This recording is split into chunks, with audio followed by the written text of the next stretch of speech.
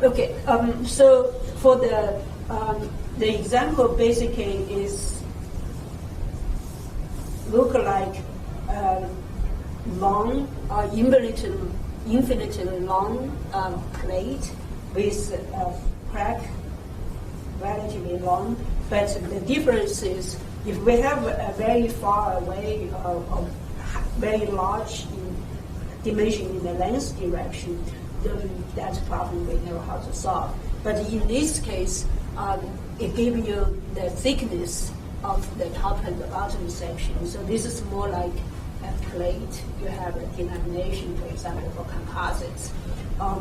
And then you have uniform distributed load along that.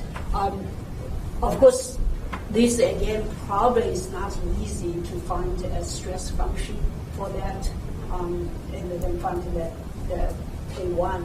So let's try to use the beam theory of the strain energy rate method to solve for these.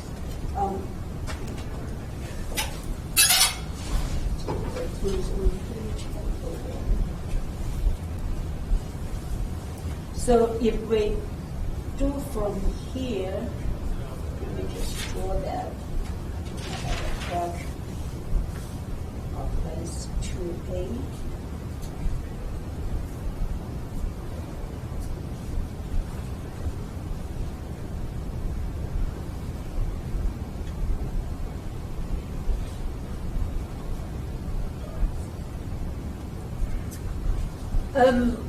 When you first look at this, you think,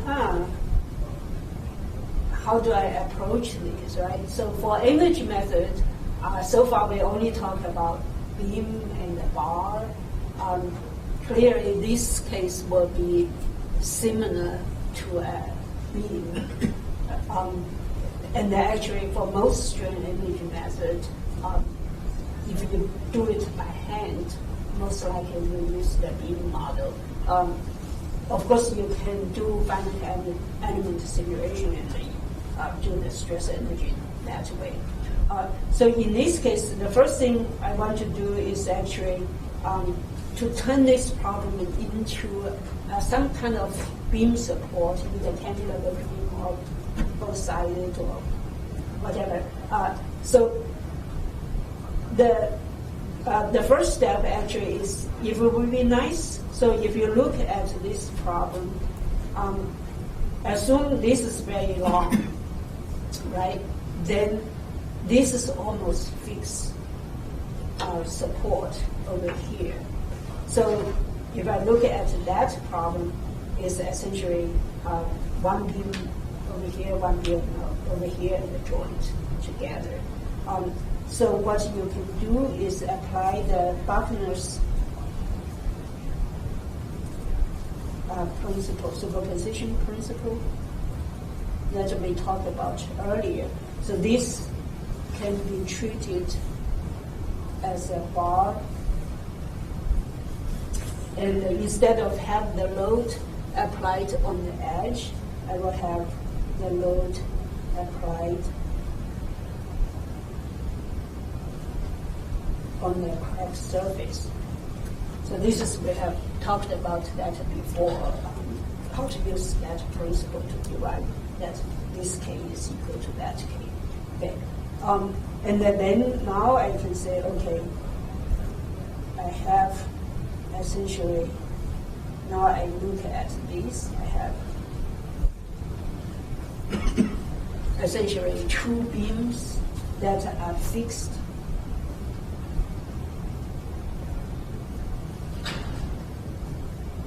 on both ends, and then I have the stress applied.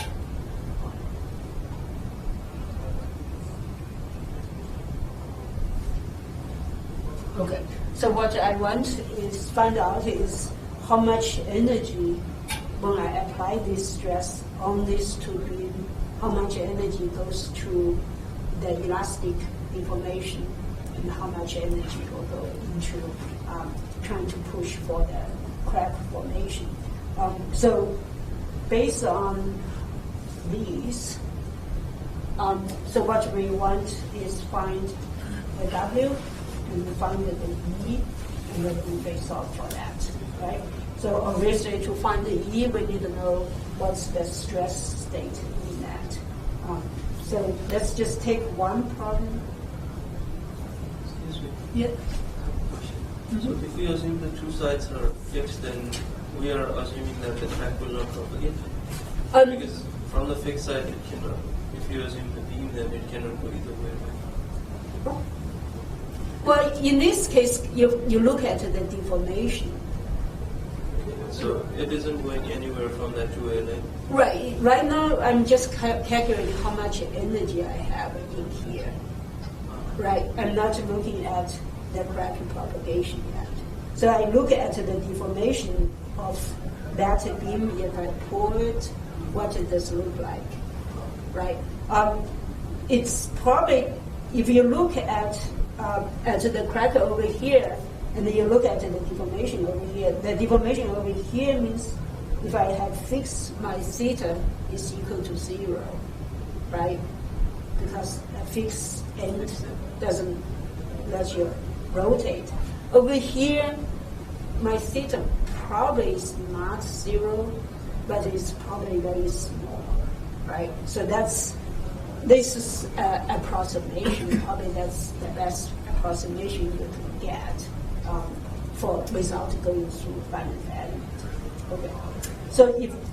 And also you notice over here these two are almost identical, right? So I really don't need to solve for both. I just need to solve one and times 2. I get to the other one. That's another nice thing about the energy method. It's basically just simple addition of all the energy together.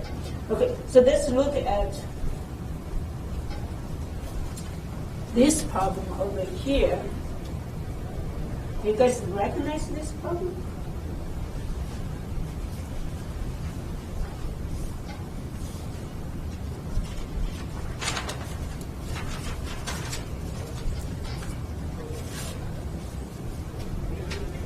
How do we calculate the stress strain in this problem?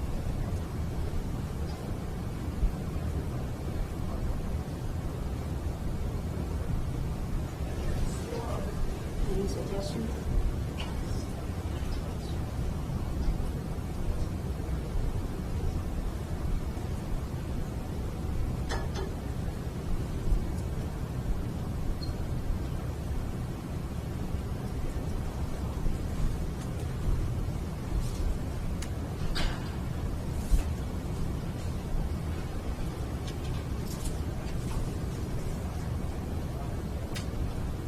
So for a beam problem, usually how many, usually you have a cantilever beam, you have a simple supported beam. How many unknowns you can have in a beam problem that you resolve? How many equations of equilibrium do you have in this case for a beam problem? 2?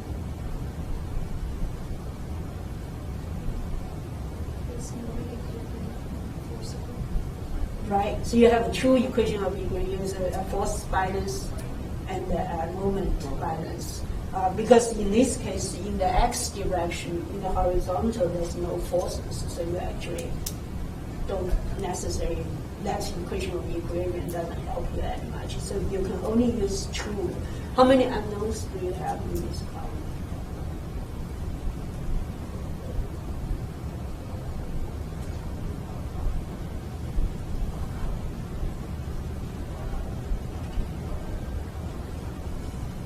You guys pass your qualifying? There should be 2 moments at the end. 2 moments on the end, and Maybe the shear force. and also the support on that. So you have Support reaction. 4, right? So you have 4 unknowns and the 2 equations. So that is a Indeterminate. static indeterminate problem. So to do static indeterminate problem, what do we do?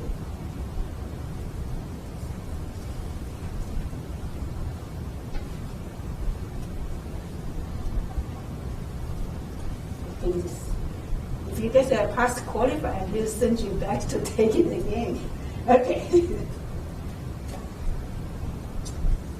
So for a static indeterminate problem, you want to reduce that to a static determinant problem plus another condition, right? So for to reduce a static determinant problem, indeterminate but to a determinate problem, the only way you can, not the only way, but the best way is you take one of the support out and apply the reaction force over here. So you have, let me just follow my convention.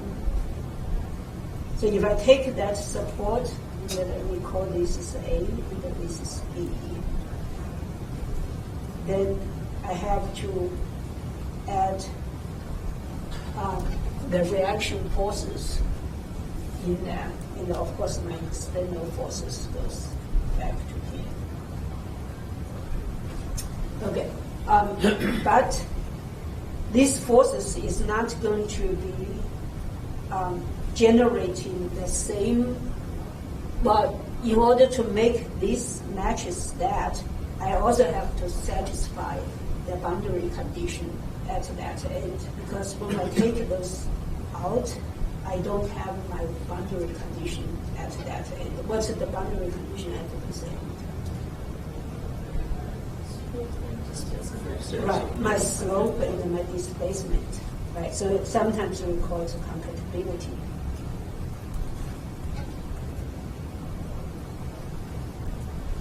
Condition or equation. So on the, since I took the support out and applied to load, I also make sure my displacement is still the same. So that is my sigma A have to be equal to 0 and my delta A have to be equal to 0. Then once we have that, so these are the basically the additional two conditions we need, right? We said we have two equations of equilibriums and two unknowns, 4 unknowns. So actually we have two additional equations here to help you solve this problem. Okay, so once we get that, then this is relatively easy. So from here, this can be broken into 3 load cases.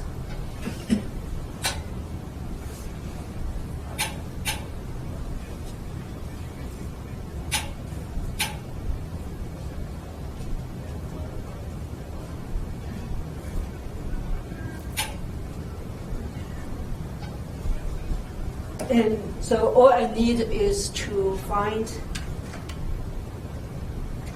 the displacement at point A for these 3 cases, and then they have to add up to be equal to 0 like this, and then we can solve for that. So again, this table will be helpful. So you just go back to the table over here and find your displacement and the sigma max. And for each loaded cases, so I'm just going to write down over here.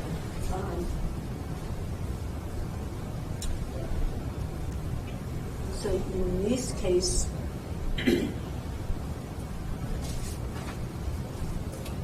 I have over here, so that's W is the distributed load is L3 over 6 CBI.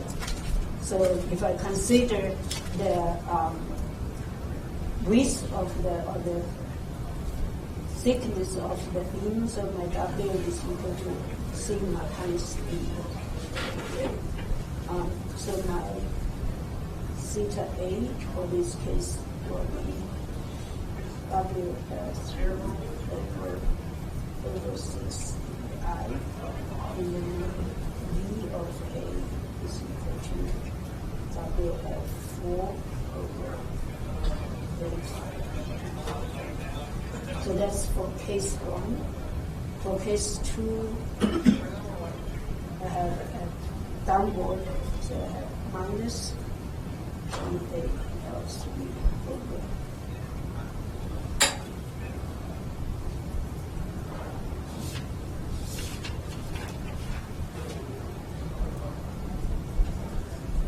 And for case 3, whoops, sorry. So that's PA. You look at the graph where I copied down the equations. So for moment, you have MAL over I.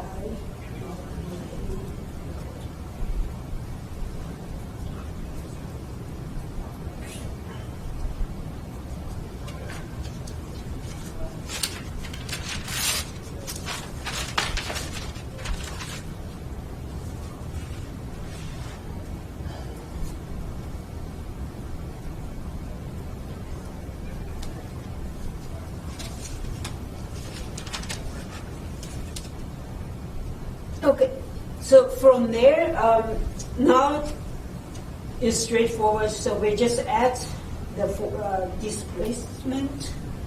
Excuse me. For that second case, shouldn't it be PAL square? Yeah, that should be square. And so now all I need is add sigma A together, so I get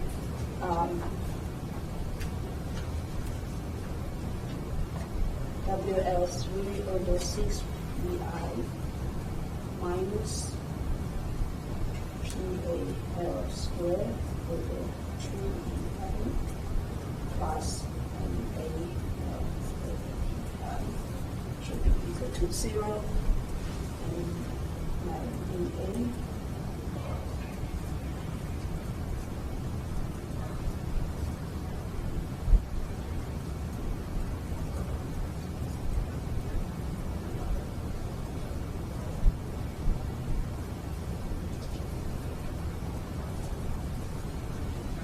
and of course, in this case, I can cancel out all my EI and then have a linear equation I can solve for that.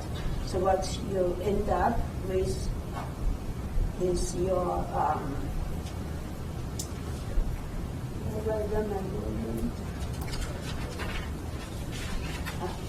so my PA is equal to WL over 2, and my MA is over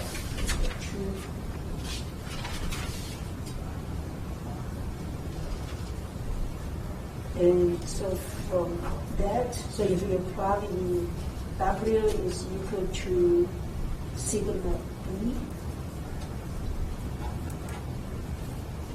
and what you get is your PA is equal to sigma B times A, and then your MA is equal to.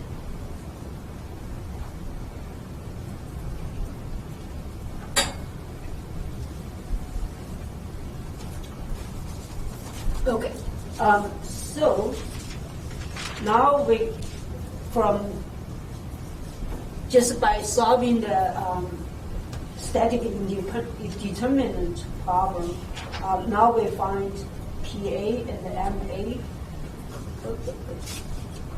PA and the MA for this case, so we can work with that problem and find out what this energy, strain energy we have in here.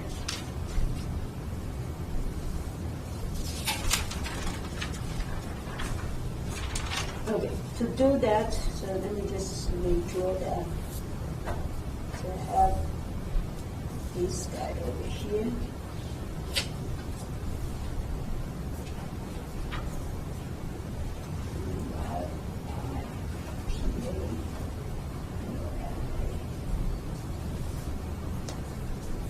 So to find the stresses in this array, what I need is find my internal forces, shear force and moment. So I need to do a free body diagram.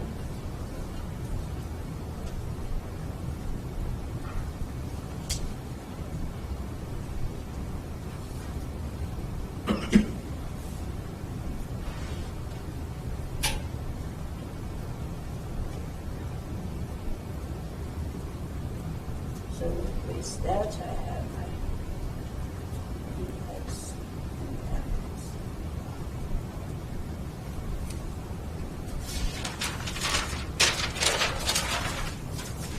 so you do your free body diagram on that, and what you get is from your moment equal to 0, you get your mx is equal to sigma b over 6 2a squared minus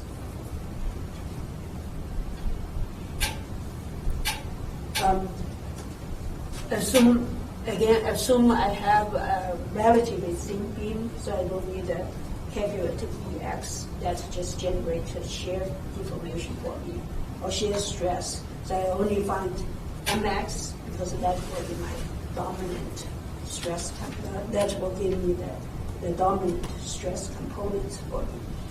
So go back to what we have is my strain energy density is going to be, I will take true because I have true cases. I have the bottom and the top. So I have 2 times, so if I take this one, my length is 2a and mx squared 2 pi dx as we have divided before.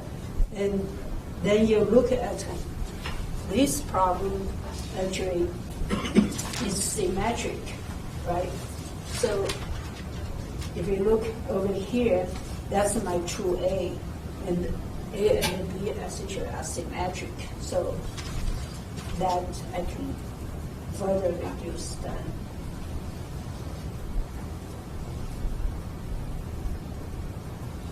If I take my X to be in the middle.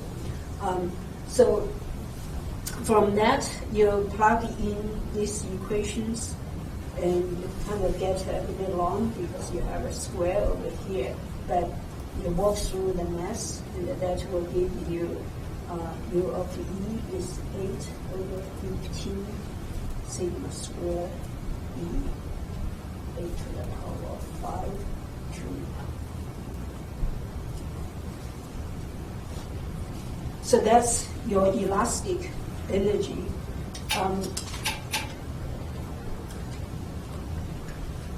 In this case, do we have W over here or?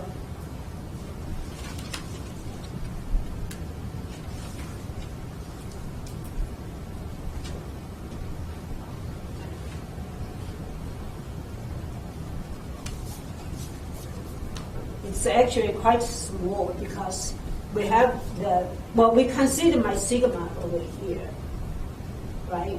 So you basically have a little bit deflection from the sigma over here. That's the only deflection you have. So most likely that deflection will be very small as well, so we don't need to worry about that.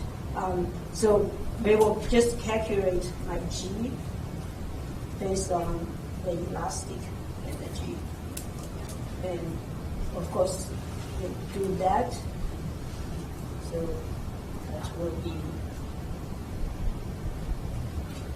the thickness of du over dA. And so that gives you take that and do the derivative, you get 4 sigma squared into the power 2 over.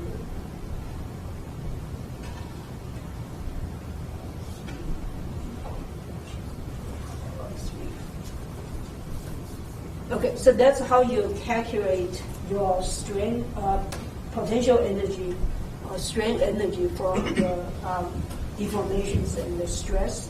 And then from here, of course, you know that is equal to over E prime. And over here, actually, you have the E over here. So if that E actually have to be changed according to whether you have plane strain or plane stress. So essentially you have an E prime over there. So those two cancels out. So you get the K1 is equal to 2 sigma A squared.